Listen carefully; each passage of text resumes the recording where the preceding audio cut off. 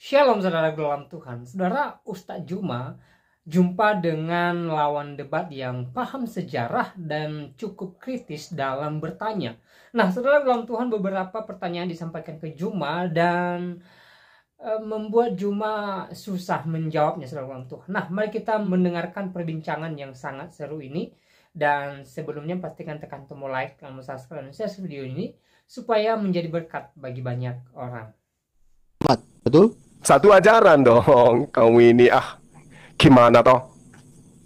Oke, sekarang begini bro, kalau memang satu ajaran, makanya tadi contoh kecil ya, misalnya ada setan kencing di telinga dan sebagainya, itu di mana di Quran tuh mengajarkan itu, sehingga harus dijelaskan. Apalagi kalau ditanya bagaimana kita membersihkan kencing setan, apakah pakai rinso, pakai wipol atau apa, kan bingung. Dan kamu juga harus kencing sambil duduk, bukan berdiri. Yang saya perhatikan di toilet umum banyak orang Muslim kencing sambil berdiri. Nah, berarti melanggar cebok sampai batu. Berarti kamu kencing kalau kamu sunnah gitu loh. Mana dasar ayat Qur'annya terkait kencing juga harus diatur, bro. Dan saya yakin kalau kamu kencing juga berdiri bukan jongkok. Mana bisa kamu kencing berdiri, kencing jongkok. Nah, cebok sampai batu saya yakin kamu cebok pakai air. Ini yang jadi permasalahan di mana? Oh iya, seperti nasi teman-teman ini Lu masalahnya kamu salah menafsirkan. Udah, kamu bukan orang Kristen. Bentar. Tadi kan Bro Juma itu kan banyak memelintir ayat-ayat dan kita menjawab wajah melintir itu data di kitab saudara, justru kalian yang mau melintir data-data di kitab Anda sendiri. Ya coba bahas ayat per ayat, berani nggak? Kamu jangan comot-comot sana dong. Ajak kami lari-lari, kami juga bisa comot-comot sana. Tapi kamu nggak boleh seperti itu, Bang. Iya dong, kok nggak usah ketakutan lah. Konsekuensinya hidup sesama dengan Suma memang harus kayak begitu. Gini, kenapa saya mute? Karena suaramu kencang banget. Kalau kamu tidak kuat, inkarnasi jadi toke. Jangan berhadapan dengan manusia Suma. Gitu Pak Suma sama. Loh, ini kenapa ketakutan? Suara ini. Kenapa saya di mute? Kenapa saya tidak dikasih kesempatan? Kamu beli mic itu yang sedikit mahal. Ini pecah kayak ember pecah, bro. Enggak, aku usah nyari yang pribadi kalau nggak kuat. Panggil yang lebih kuat gitu loh. Kamu beli mic itu, kamu kan dapat uang banyak nih, beli mic yang sedikit. Nggak usah nyerang kayak gitulah. Yaudah, giliran saya ya. Nggak, kamu jangan terlalu dekat ngomongnya, kecilkan dikit agak jauh. Nanti banyak ludah itu di micmu. Sekarang masih mau bahas nggak ada lagi yang bisa kau serang, Justin. Sampai segitunya juga kau serang, kawan. Aduh. Ayo kita bahas. Saya menunggu. Ini giliran saya tuh, yuk. Kalian kan berdua sudah. Saya kapan? Bukan. Iman Kristennya sudah dijelaskan kok. Banyak sekali ayat kamu sodorkan. Saya lebih tahu dari kalian. Ngerti? Di awal kan saya sudah katakan kalian hanya berdasarkan iman. Saya berdasarkan akal. Tidak ada itu yang begitu, tidak ada akal begitu. Bentar ya. Lebih keras bilang. Karena kalian punya Roh Kudus gitu. Tenang dulu, tenang. Enak aja. Bukan. Jadi dia giliran saya dong. Bukan. Nangis. Bukan. Sekarang gini ya. Jadi kita kan udah bahas Alkitab ini lebih 2 jam ini ya. Berkenan nggak kalau sekarang waktunya kita bahas Quran dengan Islam? Mana berani dia? Giliran saya dulu dong. Kita balik dulu, Ben. Saya dulu dong. Sekali ini. Sekali ini dong saya. Bukan. Ini Mohon. Akbar siapa? Ajaran kasih kayak begini. Mantap. Sekarang waktunya kita bahas Islam. Ini Al-Quran saya bawa tadi. Wa isqalallahu ya Isa bin Maryam anta qulta linnas. Oke, silakan. Apakah engkau pernah mengajarkan kepada manusia untuk menyembah dirimu? Oke, Bro Justin. Isa mengatakan tidak. Kalian mengatakan yes. Jadi ini Zuma ini pakai model sengaja dikeraskan mic-nya supaya suara kita tenggelam. Itu seperti yang ajarannya Korea. Sekarang saya minta Bro Zuma itu silakan. Bang Zuma memang itu susah untuk kalian. Oke, silakan Bro Justin mulai pertanyaan. Kita berikan dia kesempatan jawab sesuai dengan ajaran dari Quran sendiri. Ya. Oke ya. Jadi saya ingin menanyakan beberapa ayat ya yang memang terkesan menduetkan Allah dengan Rasulnya. Padahal Muhammad ini kan hanyalah utusan. Yang terpenting adalah apa yang dibawa oleh utusan ini, yaitu Quran sebagai petunjuk, sebagai hidayah katanya. Tetapi banyak sekali ayat-ayat di Quran yang menduetkan Allah dengan Rasulnya dalam hal apa? Ketaatan. Nah ini yang menjadi permasalahan. Kalau cuma utusan, kenapa harus ditaati seperti itu? Bahkan menjadi seorang Islam itu harus bersyahadat. Bahkan bersyahadat itu sah jika melibatkan nama manusia Muhammad. Lalu di mana tauhidnya? Kalau keselamatan itu pun ditentukan oleh manusia biasa. Kalau Anda mengatakan Muhammad itu manusia luar biasa, tunjukkan keluar biasaannya. Mengapa seorang utusan harus memiliki keluar biasaan seperti itu? Saya bisa berikan datanya, tetapi saya tidak mau murahan, mengobel data. Tapi ketika kamu minta data, akan saya berikan data-data ayat di Quran. Mengapa kepatuhan, ketaatan kepada Muhammad mendapat posisi yang setinggi sama tingginya dengan Allah? Ya, bahkan memberi hormat kepada Muhammad itu juga memberi hormat kepada Allah. Mentaati Muhammad, mentaati Allah. Bahkan di dalam sholawat di surah 2 ayat 197 juga harus memohon. Dan itu mendapat pahala ketika memohon keselamatan Muhammad dan saudara-saudaranya, keluarganya. Hal-hal seperti ini yang kami pertanyaan, di mana ketauhidannya? Bahkan barang rampasan yang dirampas Muhammad itu pun adalah rampasan Allah. Mematuhi Muhammad, mematuhi Allah di surah 4 ayat 80. Silakan. Oke, silakan Bro Juma jelaskan apa yang ditanya. Oke, ya. Jadi gini, saudara-saudara, pertanyaan Anda ini memang harus harus dilandaskan terhadap kesadaran. Pertama, Anda itu tidak memahami Al-Quran. Itu dulu. Kedua, Anda tidak memahami konsep tauhid. Yang Anda tahu adalah Trinitas. Nah, sekarang saya jawab, saudara. A'udzubillahi minasyaitonirrajim. Bismillahirrahmanirrahim. Ya ayyuhalladzina amanu atiullaha wa atiur rasul. Tidak titik sampai di situ. Taatlah kepada Allah dan taat juga kepada Rasul. Wa ulil amri minkum, dan taatlah juga kepada pemimpin-pemimpin yang ada di antara kamu. Jadi kalau ketaatan kepada Rasul Anda anggap itu setara dengan ketaatan kepada Allah dalam arti kata otoritas, Anda keliru. Jadi gini, ketika taat kepada Rasul Muhammad SAW, semakin orang taat kepada Rasul Muhammad SAW, maka buah daripada ketaatannya itu adalah semakin orang itu menyembah hanya satu Tuhan, yaitu Allah Subhanahu wa Ta'ala. Tidak ada kemudian ketaatan umat Islam terhadap Rasulullah menyebabkan umat Islam itu jatuh kepada poin dia menuhankan Rasulullah. Karena kenapa? Rasulullah mengajarkan sembahlah Allah, sembahlah Allah, sembahlah Allah, jangan engkau duakan dengan apapun, sembahlah Allah. Itu perintahnya. Jadi ketika kami taat kepada Rasulullah, mengantar kami mentauhidkan Allah. Nah, kemudian ketika kami taat kepada Rasulullah, mengantar pula kami kepada poin di mana kami mendudukkan beliau sebagai utusan Allah. Ya, dia adalah Rasulullah wa khataban nabiyyin. Jadi, ketaatan ini berimbang. Ketika kami taat kepada Allah, taat kepada Rasulullah, maka ketaatan kami ini dua arah. Taat kepada Tuhan, taat kepada utusan Tuhan. Itu, jadi nggak bisa dipisahkan. Karena yang mengajarkan kami bertuhan kepada Allah adalah Rasulullah. Yang mengajarkan kemudian kami menjadikan beliau adalah Rasul adalah Allah melalui Al-Quran. Jadi dua ini nggak bisa dipisahkan. Jadi jangan Anda mengatakan sama seperti di dalam kitab saudara, bahwasanya taat kepada Yesus adalah Al-Quran dulu. Gitu. Al-Quran dulu, bro, jangan gatal ke situ. Al-Quran dulu, silakan. Jangan panik, santai, relax. Enggak, saya mengingatkan Enggak, masalahnya saya ini dosen dua agama besar. Jadi kalau ada sedikit itu penjabaran, maklumi aja, gitu ya. Gini. Kamu kayak enggak mengenal saya aja. Ada dosen yang keras suaranya, bro. Dosen itu selalu mengerti kalau dikasih tahu. Coba semua. Kalau enggak dong. Oke, gitu. Pantasan kalian itu seperti ya. Sabar dulu, saya belum. Saya bukan membahas otoritas. Kenapa kau bawa ulil amri? Ini bukan konteksnya sabar. Saya belum kalau kau tadi sebentar, supaya kamu dapat poinnya, kamu tidak begini, bro. Ini masalah ketaatan kepada manusia, bukan perintahnya. Tapi kenapa kau belokkan kepada perintahnya, perintah Muhammad? Kalau ada perintah Muhammad, berarti ada dua perintah. Misalnya gitu ya, masuk ke toilet pun harus pakai kaki kanan dulu misalnya. Misalnya gitu ya, masuk ke toilet pun harus pakai kaki kanan dulu misalnya. Kemudian minum juga harus duduk, harus ini, harus itu. Di mana Quran mengatur itu? Kemudian apa lagi ya? Cebok harus pakai batu misalnya. Kemudian apa lagi yang dijelaskan di hadis? Lalu di mana kegagahan Quran kalau harus diterjemahkan atau dijelaskan oleh hadis Muhammad? Kenapa Quran sebagai hadis Allah kira seperti itu tidak bisa berdiri sendiri, tertutupi oleh hadis Muhammad?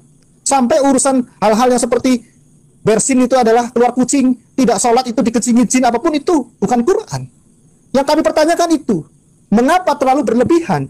Ada 6.600 ayat Quran, mungkin ada kurang lebih karena saya dengar juga ada yang dimakan rayap atau kambing, tetapi harus dijelaskan oleh ratusan ribu hadis, dan di dalamnya memuat sekian kata, artinya ada jutaan kata, menerangkan sekian belas ribu kata. Lalu di mana ketauhidan dari firman Allah itu, yaitu Quran, yang harus dijelaskan oleh perintah-perintah Muhammad? Seperti analogi saya tadi, kamu hanya punya satu istri misalnya, tetapi kamu memperlakukan wanita lain seperti istrimu, kamu tidak mengatakan dia istri. Demikian juga hal ini. Kalau memang berpusat kepada Allah dan Qur'annya sebagai petunjuk bagi keselamatan umat manusia, kenapa harus dijelaskan seperti itu? Ini yang menjadi persoalan. Di mana ketauhidannya? Kalau harus disandingkan Allah dan Rasulnya. Saya berikan contoh. Israel, bangsa Israel, ya, ketika menganut monoteisme ketat, Musa pun tidak mencantumkan namanya di dalam syahadat Israel, pengakuan Israel, pengakuan iman, Shema Israel. Tidak ada kata Musa, kurang besar apa Musa? Di dalam pengakuan iman gereja, butir pertama bicara tentang Allah yang esa. Butir kedua bicara tentang anak tunggal atau firman yang tunggal itu yang nusul menjadi manusia, bukan nusul menjadi buku. Jadi syahadat kami kepada Yesus ada dasarnya, karena dia bukan manusia biasa. Yang saya dengar bahwa Muhammad itulah hanya utusan, cuma amat, cuma utusan. Ya, kalau kau pesan nasi goreng, yang kau makan nasi gorengnya bukan kurirnya. Kenapa kalian tidak bersyarat kepada Quran dan Allah? Sehingga mencantumkan nama manusia biasa, ya, yang bahkan katanya belum jelas selamat dan harus didoakan. Kenapa di dalam pengakuan iman kalian di surah Al-Fat ayat 13 dan 17 tidak beriman kepada Muhammad dan Allah dan Rasulnya, hukumannya neraka. Taat kepada Allah dan Rasulnya mendapat surga. Ini yang kami pertanyakan, di mana ketebalan dari ketauhidan kalian? Seberapa tebal? Ya, tidak menyembah Muhammad, tetapi yang kalian lakukan lebih daripada itu. Silakan jawab. Oke, jelaskan. Astagfirullahaladzim. Oke, baik. Jadi gini, ketika saudara taat kepada kedua orang tua, saya mengharap Anda itu tidak memahami bahwa Anda sedang menyembah orang tua. Ya. Jadi gini penjabarannya, saudara-saudara Kristenku yang membaca kitabku pun tidak mampu. Gini, ketika ada perintah di dalam Al-Quran, ya, alladzina yu'minuna bil ghaibi wa yuqimunas shalah. Orang-orang beriman itu adalah yang beriman kepada yang gaib dan yang melaksanakan sholat. Lalu kemudian di dalam Al-Quran tidak diuraikan seperti apa pelaksanaan sholat itu, sehingga harus ada pembimbing. Pembimbing inilah yang disebut dengan Rasul, Nabiullah. Maka sebagai Nabi dia memberikan contoh. Ya, sallu kama ra'aitumuni usolli. Sholatlah kalian sebagaimana engkau melihat aku ini sholat. Ketika ada perintah sholat, cara-caranya diperintahkan, dicontohkan oleh Rasulullah. Kami mengikut kepada dia. Maka esensi ketaatan itu adalah apa? Menyembahnya kepada Allah. Sholatnya diajarkan caranya oleh Rasulullah. Penyembahan daripada sholat itu merujuk hanya kepada Allah, bukan kepada Rasulullah Muhammad SAW. Itu yang saudara harus pahami. Kenapa? Karena Rasulullah itu memang diperintahkan oleh Allah untuk membimbing seluruh umat manusia. Wa innaka latahdi ila siratin mustaqim. Beliau adalah sungguh benar-benar membimbing manusia kepada jalan yang lurus. Dia yang diberi amanah untuk menjelaskan isi Al-Quran. Dia yang diberi petunjuk untuk mengarahkan manusia berdasarkan Al-Quran. Karena itulah kemudian dia mengurainya. Ada ayat suci yang menuntun beliau.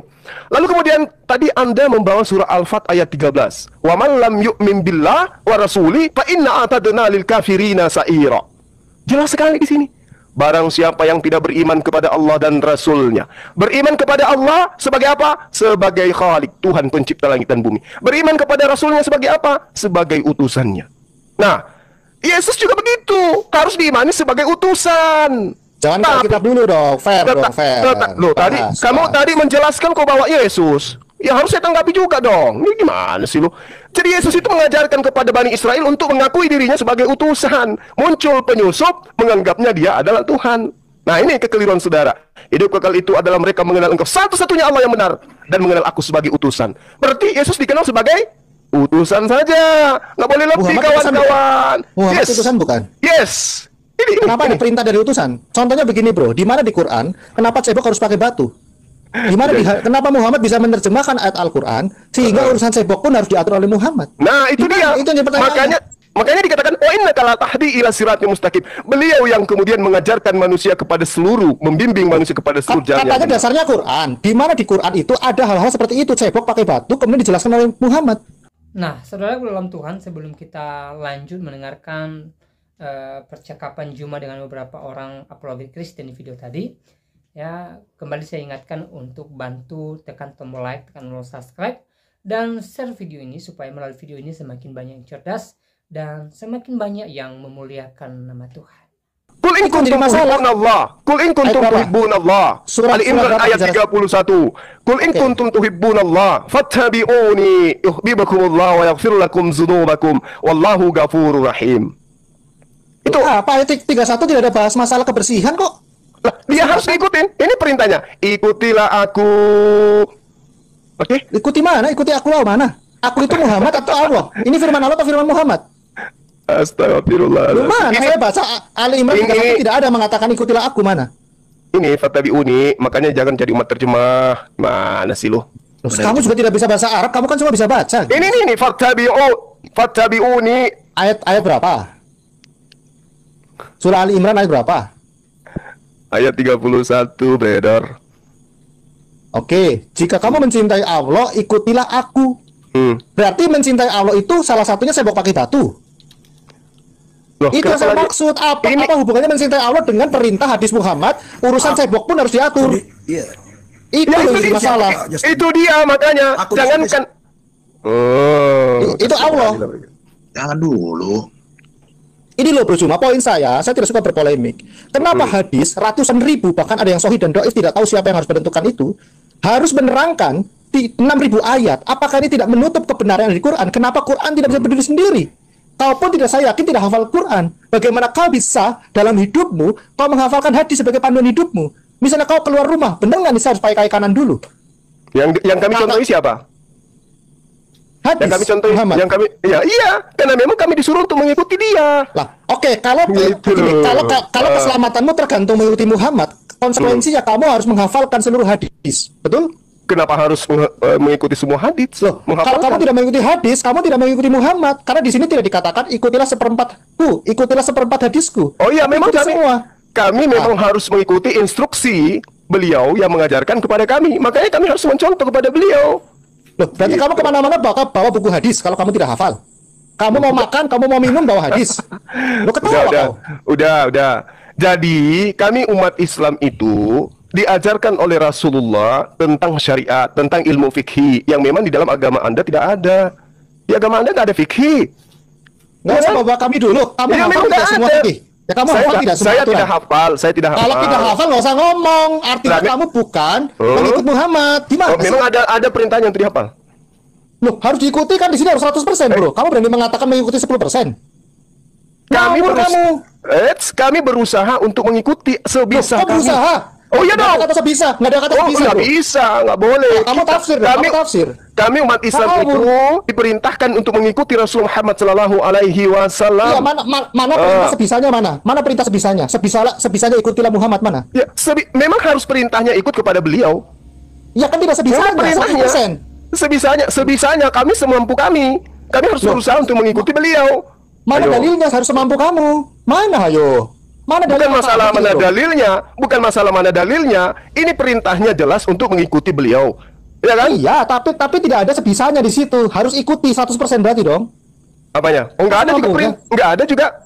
Tidak ada juga Berarti ambigu. perintahnya. Berarti ambigu multitafsir dong. Nggak jelas.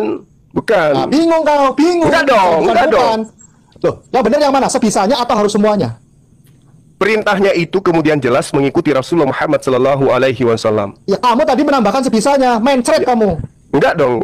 Makanya ada dalilnya di dalam Al-Quran. Makanya belajar Al-Quran kalau mau membahas Dia Al-Quran. mana dalilnya dari tadi? Ini la yukallifullahu nafsan illa wus'aha laha ma kasabat wa 'alaiha ma tasabat. Surah berapa? Surah berapa? Jangan Surah berapa? Macam tahu aja Quran. Ya mana hafal juga kau. Surah berapa? Surah Al-Baqarah. Al-Baqarah ayat? Saya lupa Klik itu ayat di handphone. berapa. Ya sudah kalau lupa nggak usah diomong-omong. Yang jelas dikatakan la yukallifullahu nafsan illa wus'aha laha ma kasabat wa 'alaiha ma tasabat. Iya mana? Artinya kemana-mana kamu mengikuti Muhammad, kamu harus tenteng-tenteng hadis. Dan saya yakin Allah tidak membebani seseorang melainkan sesuai dengan kesanggupannya. ngarang tafsir kamu. Saya pastikan La yukallifullah, la yukallifullah. Sebentar. Ayo. Tidak Allah bebankan, Allah tidak bebankan, tidak dibebani oleh Allah seseorang melainkan nafsan seseorang illa kecuali usaha dengan kesanggupannya. Sebentar ya. Tadi kan harus ikut hadis toh. Kenapa orang Muslim tidak ikut hadis Sahih Muslim nomor 241? Ya. Kali sahabatnya itu tiada Tuhan yang berhak disembah selain Allah semata, tidak ada itu baginya, dan bahwa Muhammad dan hamba dan rasulnya bersaksi bahwa Nabi Isa adalah hamba Allah, anak hambanya, dan kalimah Allah yang diletakkan pada Maryam, dan ruh darinya. Kenapa tidak ikut hadis ini? Dia. Sekarang nggak hafal hadis ini dia. Di dalam syahadat kami itu udah jelas, itu terangkum semua itu. Ketika kami mengimani Allah satu-satunya Tuhan, kemudian mengimani Nabi Muhammad SAW adalah utusan Tuhan, maka yang lainnya itu ngikut. Karena kami beriman karena kami diwajibkan beriman kepada nabi-nabi sebelum beliau. Tafsir itu tafsir. Oh enggak, itu rukun iman, arkanul iman. Ya, beriman kepada nabi-nabi. Oke, kawan-kawan. Jadi jelas ya. Hadis ini sudah dipotong. Coba jelaskan dulu. Ini. Nah, kau bingung kan? Apanya yang dipotong hadis itu? Apanya yang dipotong? Kami beriman kepada Nabi Isa. Dia dikuatkan oleh Roh Kudus. Dia dilahirkan oleh Maryam. Apanya yang dipotong? Islam kami tidak sempurna tanpa mengikuti iman kami terhadap hal tersebut. Gitu loh. Ini lihat kalimat syahadat. Ini pernyataan. Rasul telah bersabda, barang siapa mengucapkan 2 kalimat syahadat, yaitu tidak ada Tuhan yang berhak disembah selain Allah, tidak ada sekutu baginya, dan bahwa Muhammad hamba dan rasulnya, bersaksi bahwa Nabi Isa adalah hamba Allah, anak hambanya, dan kalimah Allah yang dia letakkan pada Maria, diletakkan bukan diciptakan ya, dan ruh darinya. Pertanyaannya, apa masalahnya? Bingung dia. Apa masalahnya? Kenapa saya Muslim atau Nabi Muhammad? Siapa yang menyuruh kalian seperti itu? Kan ada yang dikatakan syahadatain, persaksian terhadap 2. Oke? Loh, berarti ini nggak sah ini? Iya, sah. Silakan aja Anda mau bersyahadat dengan itu, silakan aja. Tetapi keislaman itu bertumpu kepada syahadatain. Tain itu 2. Asyhadu an la ilaha illallah wa asyhadu anna Muhammadar Rasulullah. Itu syahadatain. Oke, sekarang saya bertanya, mana lebih bisa dibanding Muhammad dari etika dan moral, dari siapa lebih tinggi coba? Nabi Isa atau Muhammad? Siapa lebih tinggi? Iya, ya, baik. Siapa lebih banyak dibicarakan di dalam Quran? Nabi Isa atau Muhammad? Nabi Muhammad itu hanya 4, Isa itu bisa sampai 100. Enggak, Isa 25 kali. Tidak berdosa. Isa itu membuat mujizat. Isa itu, aduh, udah keok kayaknya ini, ya. Isa itu diangkat hidup-hidup ke langit. Muhammad masih di kuburan mati. Datang di akhir zaman jadi hakim yang adil. Terkemuka di dunia dan di akhirat. Muhammad terkemuka di mana? Coba kasih data dong. Kan tadi kau kan tunduk sama ajaranmu. Di mana ketundukanmu? Sedangkan hadis aja ini, hadis tentang syahadat udah kau potong-potong. Sejauh mana ketundukanmu? Kenapa kau potong? Apa hakmu kok melawan Muhammad? Bukankah Muhammad tadi katakan ikut Muhammad? Coba ini nih. Hadis Sahih Muslim nomor 41, hadis Sahih Bukhari nomor 3180, hadis Sunan Abu Daud nomor 441, Sunan Abu Daud 128, Sunan Abu Daud 1288, Musnad Ahmad 14836, 21619, 21620, 22444, 22465, 22480. Siapa Juma yang bisa memotong ini dan siapa yang lebih tinggi jabatannya daripada Muhammad sehingga hadis ini dipotong? Silakan dijawab. Maksudnya gimana? Dipotong gimana? Ya ini baca dong hadisnya, baca. Loh, kami menggunakan syahadatain. Memang itu syahadatain. Berarti ada 2 syahadat yang sah dong. Syahadat kok ada 2. Itu persaksian. Ya, itu persaksian bahwa Nabi Isa adalah Rasulullah. Dia dilahirkan oleh ibunya Maryam. Dia dikuatkan oleh Roh Kudus. Terus apa? Memang Islam menolak itu? Islam tidak menolak itu. Islam nggak pernah menolak itu. Oke. Islam tidak menolak itu. Tanya umat Islam, apakah Nabi Isa itu Rasulullah? Yes. Apakah Maryam itu adalah ibunya Nabi Isa? Yes. Apakah Nabi Isa dikuatkan dengan Roh Kudus? Yes. Nggak ada yang menolak itu. Tidak ada dikuatkan di sini. Dan bahwa Isa bersaksi bahwa Nabi Isa adalah hamba Allah, anak hamba, dan kalimat Allah yang dia lemparkan pada Maryam dan ruh darinya. Iya, memang betul. Apa yang salah? Umat Islam mana yang kemudian membantai itu? Kenapa kalian potong ini sebagai orang Muslim? Pertanyaan saya. Kok dipotong? Bentar. Siapa yang menyuruh hadis ini dipotong? Siapa? Siapa yang potong hadisnya? Loh. Siapa yang potong hadisnya? Enggak ada yang potong hadis. Loh, yang kami iman, dengar. Yang kami syahadatain itu adalah persaksian tentang Rasulullah dan persaksian tentang Allah. Bukan persaksian tentang Isa seorang nabi, Maryam ibu nabi, Roh Kudus atau roh yang diberikan kepadanya atau tiupan dari Roh Kudus. Kami tidak kemudian mempersaksikan itu dalam keislaman kami. Oke, lanjut Bro Justin, sudah cukup. Iya, jadi gini ya, kalau dia ingin mengatakan bahwa ada dua versi hadis, dua versi syahadat, itu saya baru Itu kata kalian. Ini ketika kami bersyahadat tauhid hanya kepada Allah, bersyahadat Rasul hanya kepada Rasulullah Muhammad SAW. Makanya itu disebut syahadatain. Terus Nanti. gimana? Apa? Tidak digunakan. Loh, itu bukan syahadatain, kawan-kawan. Itu persaksian. Syahadat itu persaksian bahwa Nabi Isa itu adalah utusan Allah. Gimana sih? Maryam itu ibu dari Nabi Isa. Lihat ini, baca ya.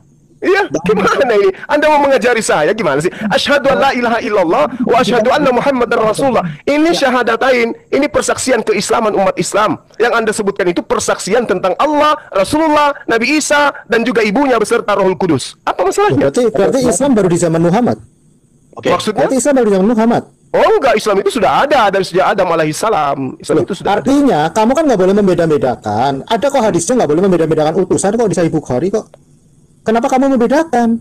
Nah, karena Masalahnya Islam itu. itu, dengar, karena Islam itu terkait dengan Al-Quran itu dibawa oleh Rasulullah Muhammad SAW. Loh, Bukan Musa utusannya yang berbeda. membawa. Loh, berarti Bukan kan Musa kitabnya yang membawa, bukan Iya, Yesus kitabnya. yang membawa, kan gitu. Berarti syahadat kepada Quran dong.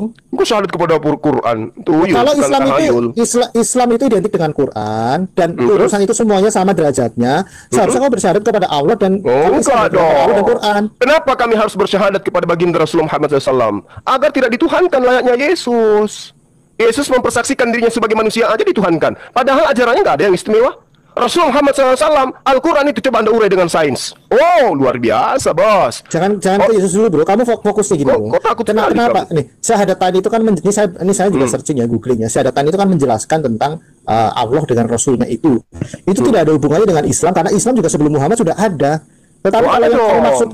yang kamu maksudkan, loh, Islam itu sebenarnya di zaman Muhammad atau sebelumnya rasul-rasul yang lain juga.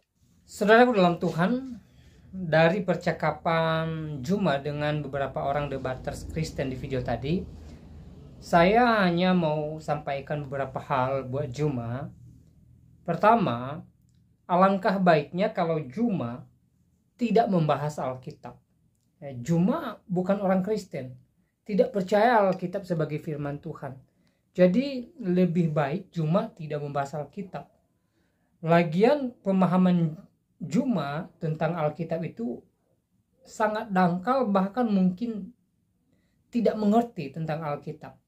Jadi tidak baik kalau Ustadz Juma kemudian membahas Alkitab tapi tidak mengerti tentang Alkitab, saudara dalam Tuhan. Ya. Yang berhak membahas Alkitab adalah kami sebagai orang Kristen yang percaya Alkitab sebagai firman Tuhan dan yang percaya bahwa Yesus adalah Tuhan. Ya.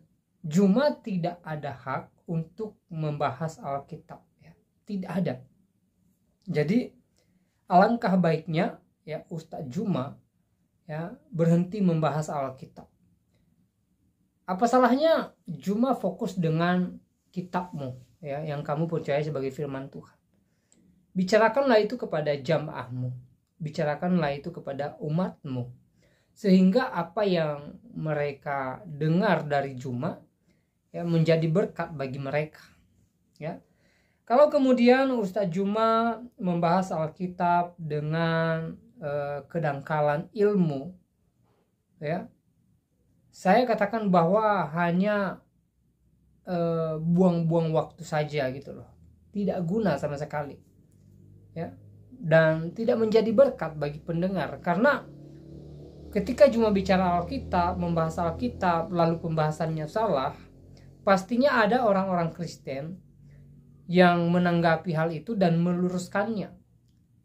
Dan dari situ orang yang mendengarkan penjelasan saudara-saudara kita Kristen, ya, mereka mengerti bahwa penjelasan Juma ini tidak sesuai gitu loh. Ya, tidak sesuai dengan penafsiran Alkitab itu sendiri. Ya. Jadi sekali lagi buat Juma, alangkah baiknya kamu fokus dengan agamamu. Fokus membahas kitabmu. Ya, kalau perlu tidak usah dulu ngomong, tidak usah dulu bicara, tetapi perbanyaklah belajar. Ya, belajar kitabmu, belajar sejarah dan belajar tentang agama-agama sehingga ketika Juma bicara ya pemahamannya bisa lebih luas dan pendengar pun bisa lebih menikmati dan terberkati, ya. Tapi sekali lagi saya ingatkan, ya, khususnya buat Juma, berhentilah membahas Alkitab. Dan sebenarnya bukan hanya Juma, ya. Ada beberapa orang di luar sana, ya, suka membahas Alkitab. Tapi kalau kita perhatikan pembahasan mereka, selalu tidak sesuai dengan penafsiran Alkitab sendiri. Selalu lari dari konteks dalam Tuhan. Bahkan, ya, ada orang yang mengatakan bahwa Yesus bukan Tuhan, Yesus manusia biasa, Yesus menikah, ya, dan lain sebagainya. Nah, itu kan salah, itu kan tidak tertulis dalam Alkitab. Mereka menyampaikan itu hanya sebatas klaim, ya, bukan merupakan satu kebenaran, ya. Jadi penting untuk mereka pahami bahwa semakin mereka membicarakan Alkitab dengan pembahasan yang salah, maka kebenaran Alkitab semakin muncul di permukaan dan semakin tersiar, ya. Jangan salahkan Kristen kalau hari-hari ini semakin banyak yang murtad. Jangan katakan itu karena kristenisasi, itu karena sembako, itu karena pemberian yang indah-indah. Saya katakan tidak, ya. Justru ketika kalian membahas Alkitab, memutarbalikkan fakta kebenaran Alkitab, memutarbalikkan sejarah daripada Alkitab, maka isi daripada Alkitab atau firman Tuhan yang ada tertulis dalam Alkitab semakin tersebar luas. Semakin banyak orang yang mendengarkan firman Tuhan. Apalagi kalau kemudian Alkitab dibicarakan dalam masjid misalnya. Karena ada beberapa ustadz, ya, saya bahas di video saya sebelumnya, ya, membahas Alkitab di dalam masjid, di depan jamaah masjid. Nah, ini kan bisa membuat mereka berpikir tentang Kristen, bisa membuat mereka semakin mengerti tentang Alkitab. Dan akhirnya, ya, kita lihat di media hari-hari ini, ya, banyak yang percaya Yesus, banyak yang murtad. Ya, sebagai orang Kristen, ya, kami bersyukur kalau semakin banyak yang murtad. Tetapi kalian yang suka membicarakan Alkitab, ya, jangan kalian salahkan Kristen. Jangan katakan itu kristenisasi. Jangan katakan itu karena sembako dan lain sebagainya. Tidak. Tetapi ketika firman Tuhan disampaikan, entah itu tujuannya untuk memutarbalikkan Alkitab itu sendiri, saya katakan bahwa dari situlah firman Tuhan semakin dikenal orang. Ayat-ayat di dalam Alkitab semakin didengar oleh banyak orang. Dan saya percaya bahwa apa yang mereka dengarkan tidak jatuh begitu saja. Di waktunya Tuhan membuat itu akan berakar, bertumbuh, berbuah dalam hidup mereka, sehingga akhirnya mereka percaya kepada Yesus Kristus. Ya. Sekali lagi, kalau ada yang murtad, kami bersyukur. Dan jangan sedikit-sedikit itu karena kristenisasi, itu karena sembako dan sebagainya. Jangan. Nah, kembali ke pembicaraan awal, saya katakan bahwa, ya, buat orang yang selama ini membicarakan Alkitab, membahas Alkitab, apalagi membahasnya dalam rumah ibadah mereka, berhentilah. Ya, fokus dengan agama kalian, fokus dengan kitab kalian. Saya rasa itu lebih memberkati. Dan mari kita sama-sama mengedepankan toleransi. Mari kita hidup bertoleransi satu dengan yang lain. Dan mari kita menjunjung tinggi nilai toleransi. Karena dengan toleransi, saya dan saudara mampu menghargai satu dengan yang lainnya.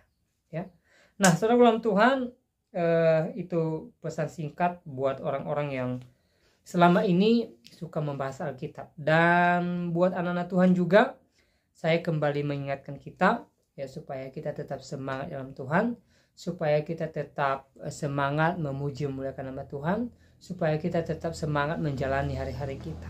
Pastinya hari-hari ini ada banyak hal diperhadapkan dengan kita, entah itu sukacita, entah itu duka cita. Tapi apapun yang kita alami hari-hari ini, mari kita tetap semangat, dan segala beban, segala pergumulan mari kita serahkan sama Tuhan, dan kita percaya bahwa di waktunya Tuhan pasti melakukan yang terbaik bagi kita. Ya, Tuhan tidak pernah merencanakan kita menjadi ekor, tapi Tuhan senantiasa membuat kita menjadi kepala ketika kita senantiasa berserah kepada Tuhan. Hal yang terpenting adalah kita mengandalkan Tuhan, kita berserah kepada Tuhan, kita percayakan semua pergumulan kita, persoalan kita kepada Tuhan, dan kita percaya bahwa di waktunya Tuhan mendatangkan kebaikan bagi setiap kita. Saudara, sudah banyak contoh di dalam Alkitab bagaimana tokoh-tokoh Alkitab mengalami berbagai goncangan iman, mengalami berbagai masalah, mengalami berbagai persoalan atau intimidasi ya, dalam pelayanan mereka. Tetapi mereka tetap berserah kepada Tuhan, mereka tetap mengandalkan Tuhan, mereka tetap percaya bahwa kuasa Tuhan ada bagi mereka, dan akhirnya ya Tuhan membuat mereka menang. Tuhan membuat mereka bersukacita, dan kebahagiaan surgawi menjadi milik mereka. Begitu juga dengan kita, ketika kita mengandalkan Tuhan, saya percaya bahwa kebahagiaan surgawi menjadi bagian kita, dan Tuhan senantiasa menyertai kita ya hari demi hari yang kita lalui. Nah, saudara dalam Tuhan, semoga video singkat ini memberkati kita, menguatkan iman kita, dan kiranya Tuhan Yesus memberkati kita semua. Shalom.